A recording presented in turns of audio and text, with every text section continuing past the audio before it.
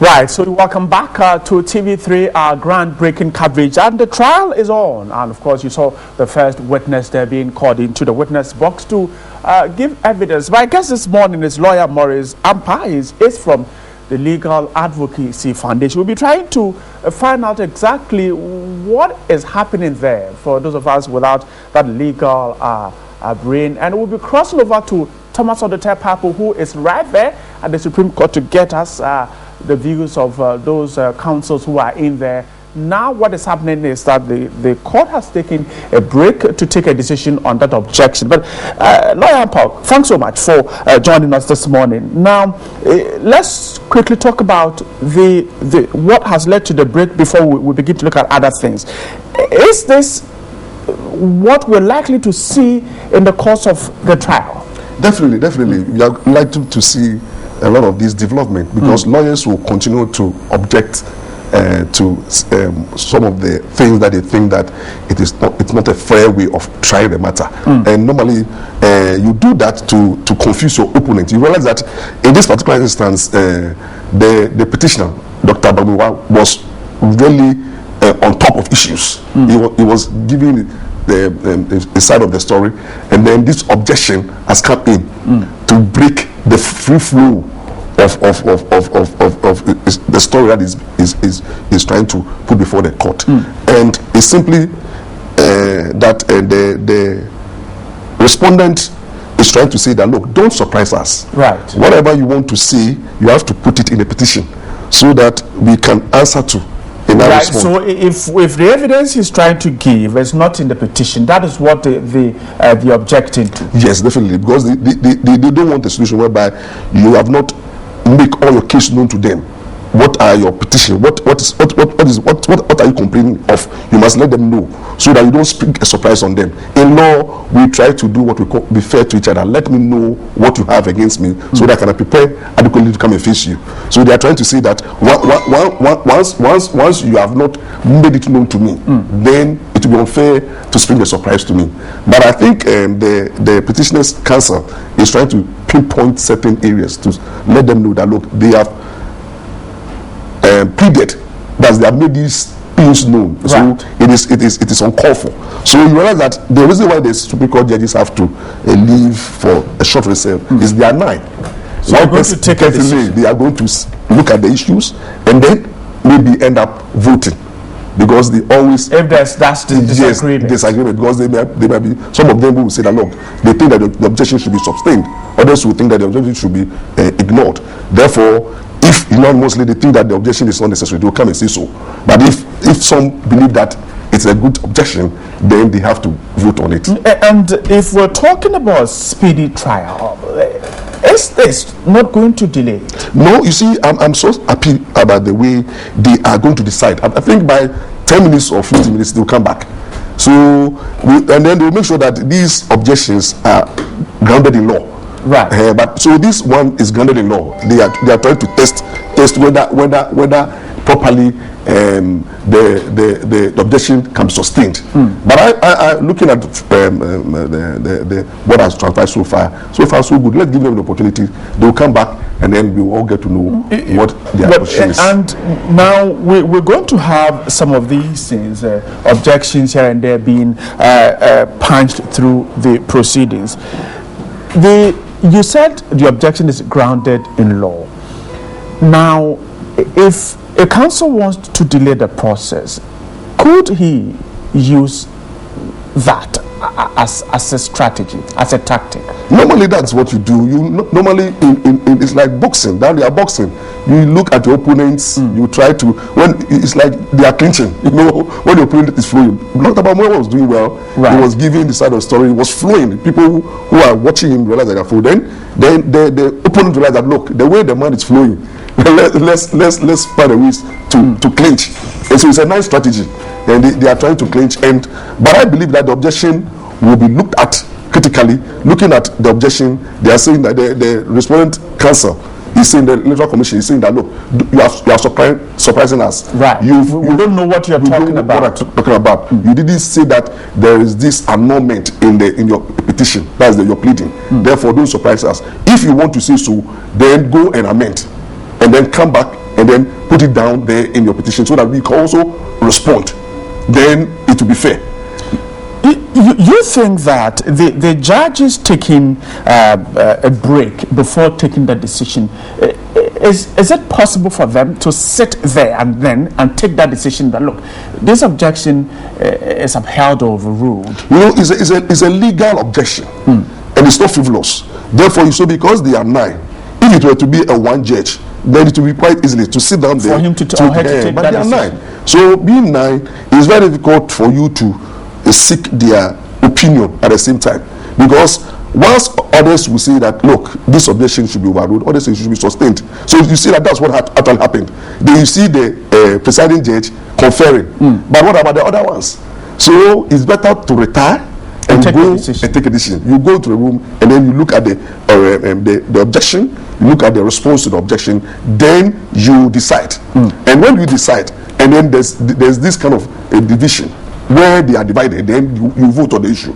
So it's likely that they will come back and unanimously they will say that the objection is overruled or sustained, or they say that the objection is sustained based on a majority decision, or overruled based on a majority decision. So that's what actually is going to happen. Right. So we're expecting to follow closely what will happen when they return. But let's look at an issue that's quite important. Before the witness took the box, there was an announcement in there asking all other witnesses to leave. And in law practice, how significant is this, particularly in the fact that what is happening there is live on TV3, is live on national TV, is on the radio station. So asking witnesses to leave the room because you don't want them to hear what Dr. Baumia will say, how significant is that? You see, it's very interesting. I was somehow taken aback. I was not expecting the interpreter to say that witnesses should leave, because this is being telecast live. Exactly. So this is not a normal high court proceedings where witnesses have to leave, because we don't want the other witness to know what the witness have said, so that they will come and corroborate it. Right. But this is a live telecast, so there's no need for you to tell them to leave, because at the end of the day, they will get to know. If they want to get onto radio and we go and watch what is happening. That is why we've allowed for affidavit evidence. So I don't think it was very much important for the interpreter to say that witnesses should leave out of sight, out of it was unnecessary. Now we're told that about 7,000 affidavits, only about 139 has been served the petitioners, if I'm right. In this trial, for instance, yesterday, the court had to adjourn because the EC had to file its affidavit at the last minute. Now, serving and filing of these affidavits, could they contribute to either quicken the process or delaying it? No, I'm so excited because the process have started. So now the filing of the remaining affidavit can do on whilst the hearing while the hearing is on. So I think I'm so excited about the posture of the petitioner and their counsel. They said we are ready. So there's no way out. The remaining filing of this process will delay the trial. And quickly, let's talk about this. At least our viewers will get to know precisely what is going on. Now, all this issue of affidavits being filed, what exactly is it? And for one who is not kind of a legal mind, how important is the affidavit in this? What actually is going to happen is that when we go to court, witnesses are called and they appear in person, and they demand the witness box, and they swear the oath, and then they give their side of the story. Right. They testify. But this time, we don't want them to come in person. Right. We said whatever you want to say, put it on paper. Put it on paper. Everything that you want to say, I, lawyer Morris Ampao, I swear this affidavit, and I'm saying that I'm to you. Everything that you want to say at the court, say it, and then the commission of oath, you stand as a deponent, and then the commission of oath will then endorse it. What it means is that whatever you are going to say is what you have said at on the affidavit, and then it is sworn, like the way Dr. Bama was sworn by Korean. It's sworn, and then if you lie, it is sworn on oath. Therefore, if you say A and it happens not to be A, it's perjury. It's perjury. So it makes it very easier for me not to have about 7,000 people coming in person. So with all these people who want to come, their evidence is on paper, and it has been sworn to. So if that is the case, then what is the difference with that of Dr. Bawumia, the second petitioner? Well, Dr. Bawumia is a party. He is a party. The petition. Yes, he is the petitioner. So he is giving his evidence. He is the party. But the other affidavit evidence are witnesses. Dr. Bawumia is not a witness. He's the second petitioner. So he is the party. So he's giving his evidence on behalf of the remaining petitioners. So those who are swearing affidavit evidence are the witnesses. The court want to prevent physical presence of these witnesses. All of them coming before the court. And then you have some people, look at 7,000. It's too much. But when you have it on paper, you can reduce. Normally when you have it on paper, you can easily look at the evidence. Right? This person's witness is the same as this person. So then you start ignoring them. But let me ask you this. Now, judges sometimes, they tell us that, look, they're able to determine whether a witness is lying, but looking at the demeanor of a person. When people are lying, when they're talking, they scratch their head, some have the finger in their nose and all that. And judges are able to determine whether you're telling the truth or lying by that. Now, your witness or what you want to say is on paper. How does this work out? It's so easily, because when you reduce it on paper, it is like whatever you are saying on paper, it will be interrogated. Whatever you said on paper, then your opponent can interrogate you. They can tell you that, my lord, this witness, this affidavit evidence, we are doubting this statement. What the person has Therefore, written. let's bring that person in person.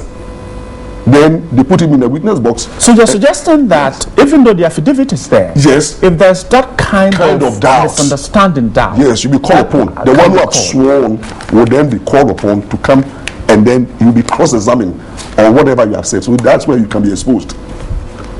So you don't tell lies. It's a very serious document. Affidavit, very serious document. You can go to prison for lying, perjury. You're still watching our coverage here, and we'll be trying to get in touch with a man there from the Supreme Court, Thomas Adetepapo. Will be letting us in on what is happening there, and the court has taken a short break to allow the judges to confer and come up with what is happening there, and to let us in on exactly whether they will uphold the objection. Of course, we'll be getting you that particular issue very soon when we're back. But Lawyer Power is still here, and we'll continue with what is happening there. Now, today is day 2, and we saw what happened yesterday, resulting in the adjournment. Now, what do you see, perhaps, as resulting in another adjournment today from what we have witnessed so far? Dr. Bawumia being made to give his evidence. So far, so good. I'm so excited about the way we have started. And then the objection is just a small objection. They will just rule on it very soon, and then they'll continue. So at least we are sure of hearing Dr. Bawumia's evidence today. In full. But the problem will be the cross-examination. Because whatever you have said, now it will be cross-examined by 3 of the lawyers, the petition, the President Council, the NDC Council, and then the Electoral Commission. Right. And that can take a longer time, because if you have cross-examination is broad, and if you have lawyers who know how to delay trials, trust me, they will ask so many questions. But so it's up to the Supreme Court judges to be very, very alert, and to make sure that questions that are not necessary are cut off. Yes. So that's why the presiding judge has to be strong, and the judges must also make sure that every question that is being asked are those questions which are relevant to the issues. And I remember the presiding judge when the lead counsel for the petitioners said he wanted to begin and said wanted to make a statement. I remember him saying that what is important is the evidence. Yeah, you know, because we need to start the trial, and then when we begin to make open remarks, then the other person to open remarks. Meanwhile, the substantive matter is pending. Then you end up saying that there is delay. You see that thing. So the trial judge was saying that look, these remarks is enough. Let's start. When you have any remarks, then after or during the address, you can bring these remarks. So let's stop these remarks. And you realize that it started when the petitioner, the counsel, started and saying that it is not proper in law for the second respondent, the lawyer, to say that he represents the president. It was unnecessary. It was unnecessary. It's leaving to the judges to decide so. Because when you say you make those statements, then the second respondent lawyer also came in and then tried to argue. Then the main substantive matter, the hearing of the matter, is delayed. So I think the Supreme Court judges are on top of issues, and they are well experienced to ensure that people don't necessarily delay the trial. And do you see this trial going on from the way we have kick-started? Do you see the anticipated delay? No, you see, there's pressure on the Supreme Court judges. In fact, there's pressure on the Chief Justice, the Supreme Court judges, and they want this cap to go away. So that is why the trial is going to be on the daily basis, and therefore they are going to make sure that any attempted delay, anybody who wants to delay, they will just kick you out. We don't want delay. Everybody don't want delay. There's pressure. You know, as of now, this trial is putting pressure on everybody. Right. Apart from the Supreme Court judges, it's putting pressure on the lawyers. Right now, most lawyers, as of now, if you go to court, everybody is watching. You know, so it's like it's affecting our income. Then the media. And you don't go to court because of that. It's like most of the judges, although they are not part of this case, but they are also interested. You know, because it's a landmark case. So, and the same way with the media. Look at the number of hours you are using to telecast. So, the earlier the better. So, there's pressure on everybody to make sure that we end this trial quickly as possible. And that's what exactly the Supreme Court judges are going to do. Lawyer Maurice Ampao is with the Legal Advocacy Foundation there, and we've been trying to follow what is happening there at the Supreme Court, and the court currently on a short break due to an objection raised by one of the two teams there. We'll try to get in touch with Thomas Adote-Papo there to feed us in on what is happening. The New Patriotic Party's candidate in the person of Dr. Mahamudu Baobia. He happens to be the star witness for the NPP, and this morning when the justices came to sit, he was in the witness box giving evidence. Now, currently, the case is on recess, and this was as a result of the fact that judges or the Electoral Commission raised an objection to the evidence given by the candidates. I'm talking about the running mates of Akufo-Addo in the 2012 elections, Dr. Mahamudu Baobia. Now, Dr. Baobia was saying that the Electoral Commissioner did state categorically that during the 2012 elections, any vote or if they are overvoting in the elections, that result would be annulled. Now, this didn't go down well with the lawyers for the Electoral Commission who raised an objection, and for that matter, the court has taken a recess. They'll come back very soon and give their ruling on the matter. So that is what we are all waiting for now. We are waiting for the judges to come back from their chamber and give their ruling whether or not the flag bearer, or should I say the running mate of Akufo-Addo, should go ahead with his evidence. So this is a stalemate here now at the Supreme Court. We are waiting for them to come out and give their ruling. It could go either way. The judges could say that no, don't give that part of the evidence, or go ahead. So we are waiting for it. So behind me is the magnificent Supreme Court building, and very soon I'll give you some of the few things that Mr. Baumia has been saying in court this morning. It's a few minutes to 12 p.m. and we would have the Supreme Court judges come back on recess to give their ruling on the matter. So in your shot currently is the premises of the Supreme Court, where everything seemed to be calm.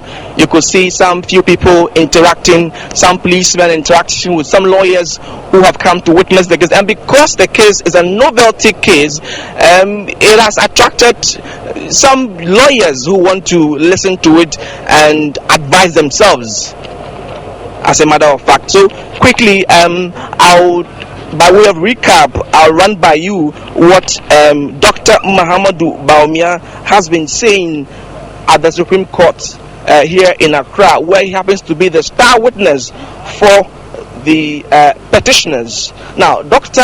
Mahamudu Bawumia introduced himself as an economist, and he's saying that he is in court on his own behalf and on behalf of the other petitioners. I'm talking about the running mate himself, Nana Akufo-Addo, and the chairman of the party in the person of Jake Obechebi Lamte. He's saying that he's in court to challenge the result on the declaration of the 2012 elections. Now, he says that the evidence that we have here cannot be supported by the results declared by the Electoral Commission. Now, he says that the first commissioner appointed him to chair a committee to investigate the irregularities that were alleged to have occurred in the elections. Now, Dr. Bawumia said that in examining the pink sheet, they found numerous violations and malpractices in several areas, and that has brought him and his other colleagues to court. He says that the pink sheet is a record on which the first respondent declared the results of the December 2012 elections. He says that the statement of poll was shown and the witness identified it. So today in court, the lawyer for Nana Akufo-Addo and two others was leading Dr. Mahamudu Bawumia in evidence, and he showed him the statement of poll, which Dr. Bawumia accordingly, identified as the very statement of poll that the EC issues to agents, and for that matter, all those who are working with the Electoral Commission on election day. Dr. Bawumia said the statement of poll is in 4 parts. Now, he says that part A deals with the ballot information. It has to be filled in by the presiding officer before the start of the exercise. He says that the statement is divided into several parts. He mentioned at A2, which is the range of ballot paper issued to the polling stations, and part B, he says, that contains information about the register and other lists of the polling stations. Now, B1, he says, is what is the number of votes on the polling register. On and on he went. He says that B2 on the poll register is what is the number of votes on the proxy list, and B3 is what is the total number of votes eligible to voting or at the polling station. Now, there is also the part C, which he says deals with the ballots according. Part A, he says, has to be filled in before the polling begins. He says part C, on the other hand, has to do with the filled out at the end of the polling station.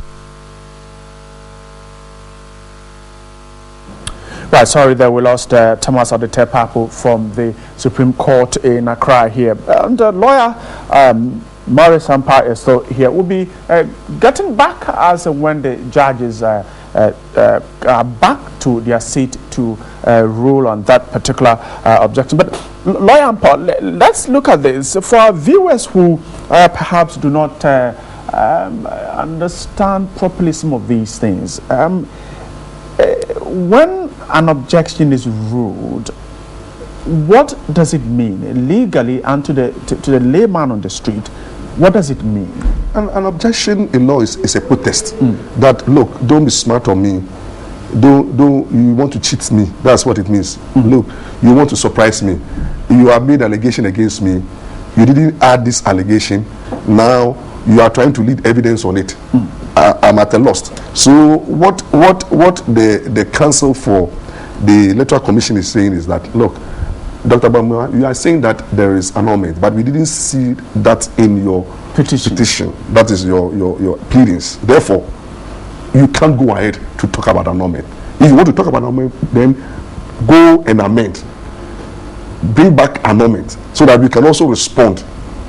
But I think that the counsel for the Dr. Bamwa is trying to say that, look, we've pleaded annulment. We've said so that at the end of the day, what we seek to do is annulment. So it's not here or there. And I think for the speedy trial, I'm foreseeing that maybe the Supreme Court will overrule the objection so that we can continue. Because if we don't overrule, what it means is that then we have to somehow adjourn the case, because it is very important for the petitioner case that they plead annulment, so that they will say that they can't go ahead. They have to adjourn, and then go and then amend the petition. Then they will serve it on all the three respondents. Then they also give them time to respond then before you continue. So I think it will be the interest of speedy trial that we allow. To move on. Yeah, we move on. But then, if the respondents, won't they in any way be disadvantaged if the judges said, look, let's throw this away and you see, no, I don't think they any disadvantage, because at the end of the day, they will be given time to cross-examine. So if he is talking about annulment, then you have the opportunity to begin to ask questions on annulment. What part of the elections are they annulled, and how do you come about those allegations? There is an opportunity for them to always. I don't think it will create a problem for the respondent at all.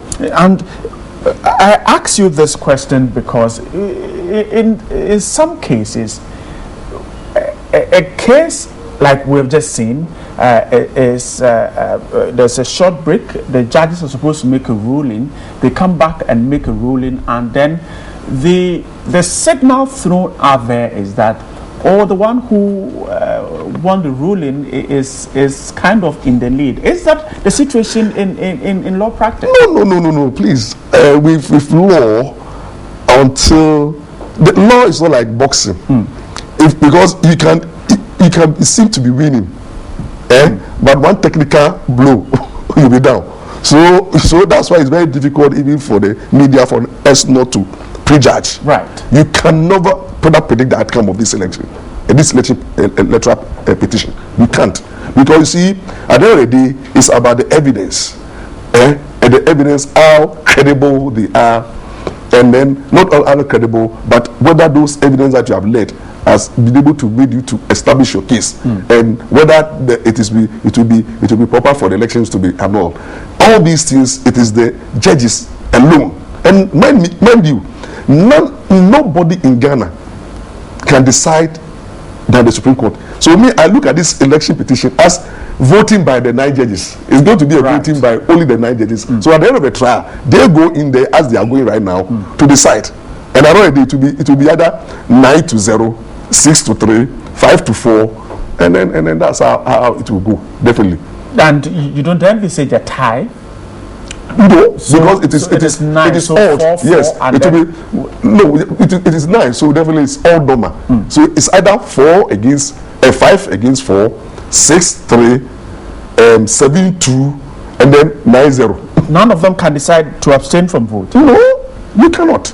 You cannot, because you either belongs to the winning or the losing party. So that's exactly what is going to happen. So you realize that short after they've resumed, they are going to declare and then rule on the objection. And then the presiding judge will either say that the unanimous, all of them agreed, or then they will say that the objection is overruled. And then if there is a majority and a minority side, the majority will read the why they overruled the objection, and then it will be in a form, because you see it's documented. So you need to look at it. Unfortunately, with this petition, there's nothing like appeal. Right. So if it's overruled, the respondent cannot say that they are going to appeal against overruling. So then the case will have to go on. And then Dr. Bawumia will have to continue with this evidence. Yes, they have to continue with the evidence. But you know, the NDC, what the NDC lawyers have done is to through a blow, because the man was flowing. The spirit that he was giving the evidence, they've somehow stifled that spirit. So you have to come back again. But at the same time, it's good for him because it's like then you can go back, and then your lawyers can do some pep talking, because it's like, Charlie, maybe you are doing well, but try and do it this way. So in both sides, everybody is going to be. Do counsels, what we're seeing now of both petitioners and the respondents, how do they take advantage of such breaks? How does it become opportunity for them to perhaps put their act together and come back to perhaps continue the battle? This break is going to benefit the petitioner and the counsel, because Dr. Bawumia is there. It's like the boxer. Now you've allowed a break. Therefore, they are now going to confer with doctor. You are doing well. More of those. Or please, you've left this thing out. Or the way you are giving your evidence, you are too fast. Or try and then go this way. So definitely it's good for the petitioner that there's a break, because then he will come and continue, and well coached by the lawyers as to what to say and how he should say it. But you don't also think that the respondents could also take advantage and perhaps put together their thought once again? No, because it's not the attempt for them to give evidence. Right. So they are just understanding what Bawumia is saying. But it's like, to them, what they have done is to put a break. The guy was looking so credible. It was flowing. The story was sweet. If you watch the story, the way he was doing well. So to them, it's like, look, a break. Objection. And then we have lawyers who don't want to do that. We do that to confuse our opponent. When we raise a lot of objections, then the opponent will think that, hey, am I doing well, or what is happening? Then they begin to have a way out. And at times, if you don't have experienced judges, it confuses them. Because when the objections are becoming more and more and more, you look as if the witness is doing the wrong thing. When anytime people are objecting to whatever you are saying, psychologically, it's like, am I on the right track, or am I not doing well? So it's a psychological, legal thing that the respondent is doing, putting more objection to confuse the witness, so that the story will not flow. You can see from the when the trial began, where Dr. Bawumia was giving evidence. Now, you earlier spoke about cross-examination, but in this case, you find the lead counsel of the petitioners kind of asking certain questions for Dr. Bawumia to continue. In the courtroom drama, what does that mean? Because I was, from my layman's mind, I was thinking that it was rather the respondents going to question Dr. Bawumia as to what you have to tell the court. But you saw the lead counsel, yes, Philip Addison, asking Dr. Bawumia to tell the court what the pinch is. In courtroom, what does it mean? What it means is that you have a case, you have your star witnesses. In this case, Dr. Bawumia is the petitioner, the star witness. So what the lawyer seeks to do is to help Dr. Bawumia to bring forth his evidence, testify. So he's doing what we call examination in chief. He's telling a story.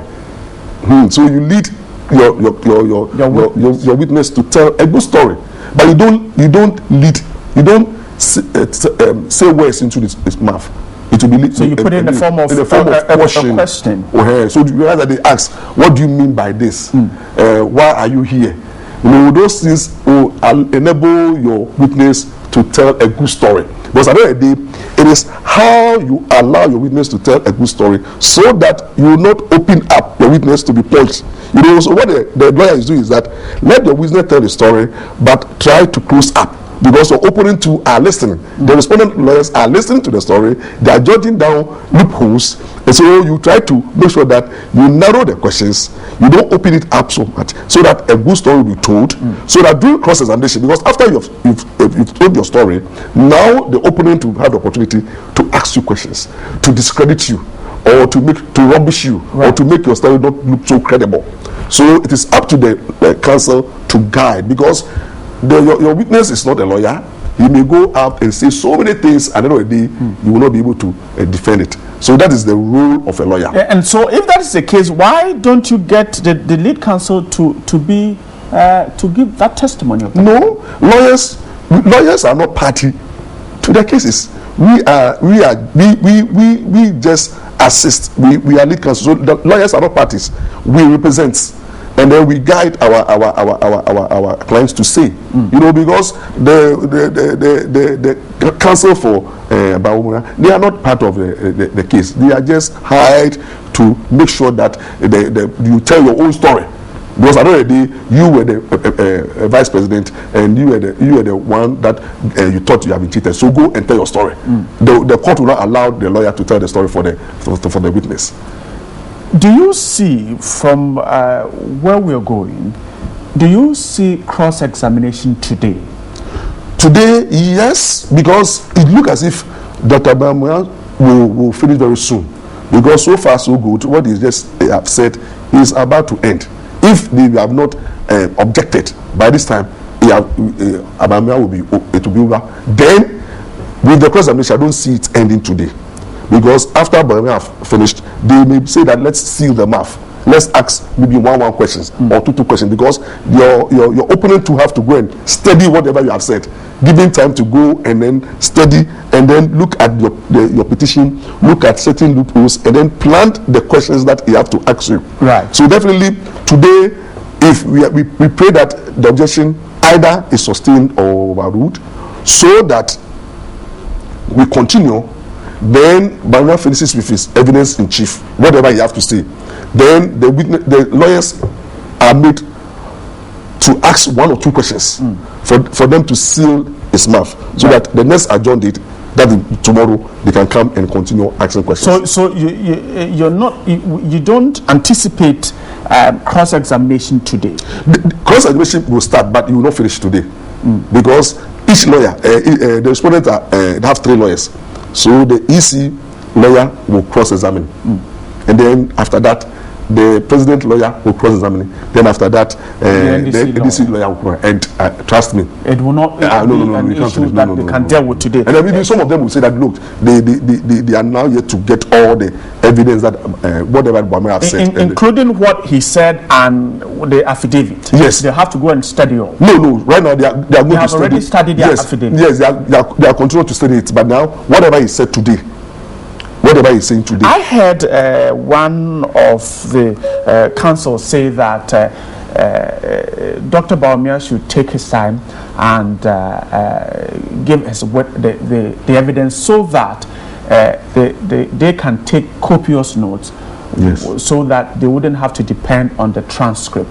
Now, you lawyers, apart from taking the notes, how important is the transcript in getting what witnesses say?